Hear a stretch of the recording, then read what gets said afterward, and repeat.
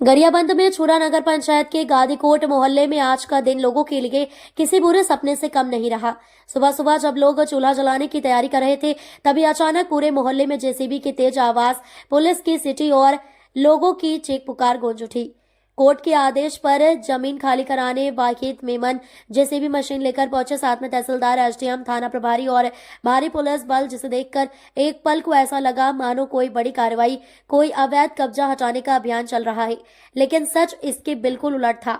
यहाँ कोई अवैध कब्जा नहीं, कोई नए लोग नहीं, बल्कि 25 से 50 सालों से बसे 7 परिवारों के आशियाने थे, जिनकी नींव में उनका खून पसीना, उनकी उम्मीदें और उनका पूरा जीवन बसा हुआ है। जैसे कि जेसीबी के चैन घरों की दीवारों को छूने लगी, वहीं खड़ी बुजुर्ग महिलाएं फूट फूट कर रोने लगी। एक बूढ़े पिता ने कांपते हाथों से अधिकारी से कहा, बाबू, हम यही पैदा हुए हैं, यहीं मर जाएंगे। 1 महीने का बच्चा है घर में, हम कहाँ जाएंगे इस ठंड में। लेकिन आदेश कोर्ट का था और प्रशासन कार्रवाई में जुटा हुआ था। छोटे छोटे बच्चे अपने घरों के सामने खड़े थे। माओ ने अपने सिर पर बिस्तर और जरूरी सामान उठा लिया था। ऐसा लग रहा था कि जैसे किसी प्राकृतिक आपदा से पहले घर छोड़ने मजबूर हुए हों। हर घर की एक कहानी थी। किसी ने अपनी मजदूरी से 2 कमरे बनाए, किसी ने बरसों की पेंशन जोड़कर छत डलवाई, किसी ने बूढ़ी माँ के लिए दरवाजे के पास चौखट बनाई थी। सब कुछ आज टूटने की कगार पर खड़ा था।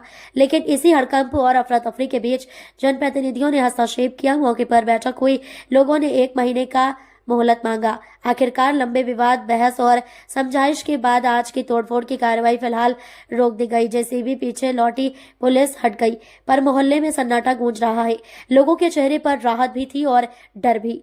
राहत इसलिए कि घर आज बच गया, डर इसलिए कि 1 महीने बाद क्या होगा। क्या फिर जेसीबी इन्हीं दीवारों पर चलेगी? क्या ये परिवार अपनी जिंदगी की आधी कमाई से बने आशियाने छोड़ पाएंगे, या फिर से गादीकोट में ऐसा ही तनाव, ऐसी ही अफरा तफरी दिखाई देगी? एक बात साफ है, गादीकोट की ये घटना सिर्फ जमीन का विवाद नहीं, ये 7 परिवारों के अस्तित्व, पहचान और जीवन की लड़ाई बन चुकी है। आगे क्या होगा, फैसला आने वाला समय करेगा।